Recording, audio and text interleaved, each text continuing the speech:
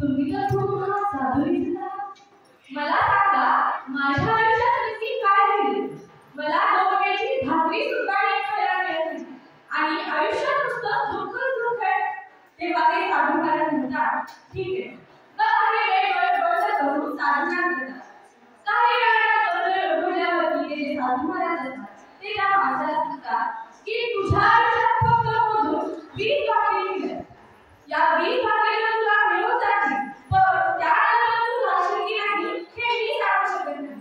तेव्हा तो माणूस म्हणतो, महाराज, तुम्ही जे ज्ञानी विद्वानांना जेवढे भविष्य बघता, तेव्हा असे काही करा त्या 20च्या 20 भाकरी मला आता एकदा इथे द्यायला हव्या. कारण मी आयुष्यात कधी एकदा 2 भाकरी सुद्धा पाहिल्या. तेव्हा ते साधू महाराज